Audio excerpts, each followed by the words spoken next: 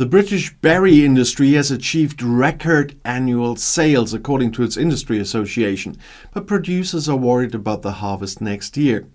Because of the Brexit import rules, the import of young plants from the EU is at risk now. According to the British Berry Pickers Association, British berry producers recently generated £1.87 billion. And according to data from the Kantar Research Institute, consumers spent £847.5 million on strawberries alone last year. Fresh berries account for more than a quarter of fruit sales in the UK with 28%. And this year, experts say the strawberry harvest will be delayed by around 2 weeks until the end of May due to wet, colder and less sunny weather. But producers are sure that the wait will be worth it, because the flowering and ripening of the fruit was slower due to weather conditions. Larger and juicier strawberries would be expected. And since the plants are grown under polytunnels, the weather does not harm them. The slow growth also produced stronger plants that could bear larger and even tastier fruit. It's going to be a fantastic year for British strawberries, as the association boss Nick Marston told the PA news agency. And thanks to the development of cultivation techniques, Great Britain is now self-sufficient in strawberry production throughout the summer season, from the beginning of May to the end of October kinda. International demand has skyrocketed. However, bureaucratic hurdles threatened the industry, criticized Marston. These include the new Brexit import rules that recently came into force. According to industry sources, this puts a risk at the import of young plants from the EU, on which British strawberry and raspberry producers are dependent. According to the NFU Farming Association, this could affect next year's harvest and also put some businesses at risk. But Brexit is felt everywhere. British universities have now also warned the government in London not to scrap a visa program for foreign university graduates in its fight against high immigration because of Brexit. Such a move would mean serious financial damage, as the Financial Times newspaper quoted on Saturday from a letter from Russell Group boss Tim Bradshaw. The Russell Group includes 24 world-class British research institutions, such as the elite universities of Oxford and Cambridge. The Conservative government wants to significantly restrict immigration, and to this end it has sharply increased the annual minimum salary for foreign employees and banned nursing and health workers from abroad from bringing family members with them to Great Britain.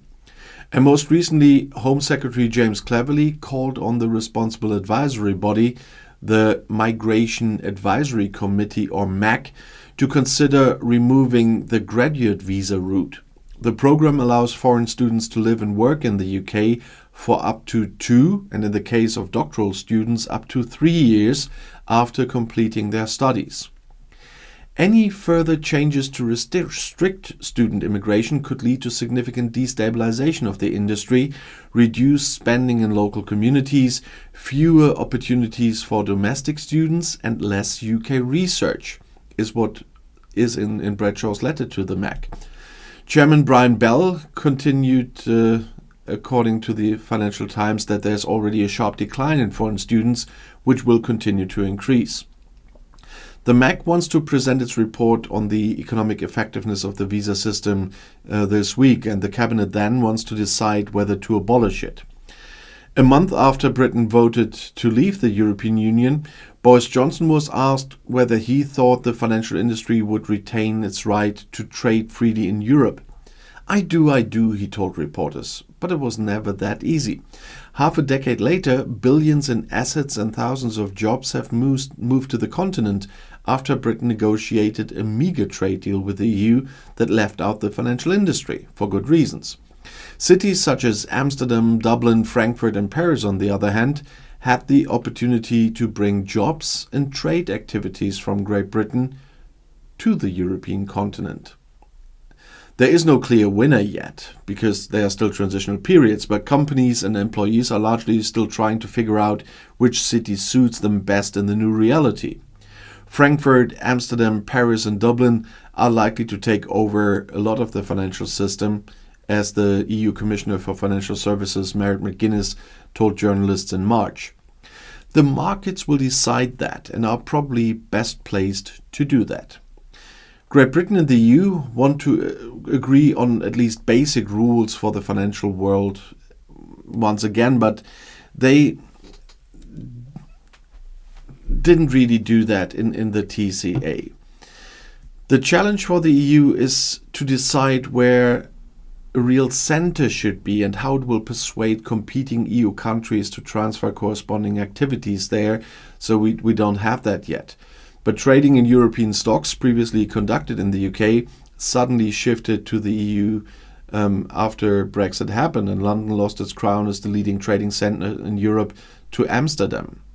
And as a consolation, that is not the end yet. We have not seen Brexit on the financial services yet.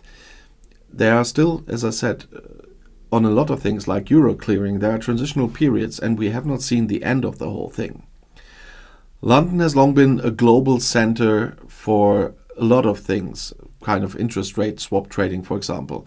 And the city's dominance suffered after the EU banned its firms from trading certain benchmark contracts on London-based platforms.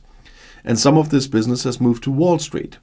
And the LCH clearinghouse of the London Stock Exchange has agreed with the EU to process European business until the end of the transition period. But the EU has made quite clear that they will shift the balance of power on this one.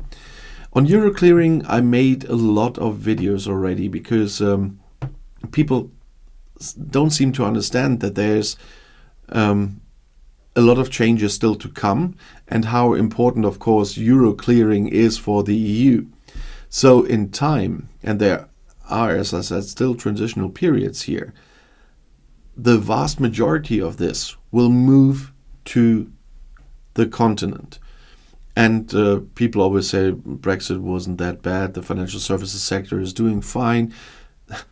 The financial services sector has not even felt the majority of Brexit, so to speak, because that is something that will still happen.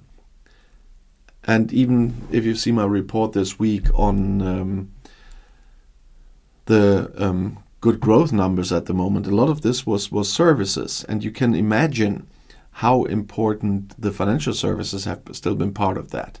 And there are still a lot of financial services in the UK that will move in the future to the EU, because they directly have to do with the EU. And if that will all go to Paris, to Amsterdam, Frankfurt, nobody knows yet. But we will see in time when it finally happens. And there's, of course, a big interest. But there will still be a lot of movement. And since the UK voted to leave the EU, property prices in London have risen anyway, but not as much as in Dublin and Amsterdam, just saying. So people were already looking for housing there to work in the financial industry, and that will definitely continue and will be exacerbated when the transitional periods run out. But I will definitely tell you on that day what happened. If you want to know more, the next video is right here in the end screen. I'll see you there. I'll be back.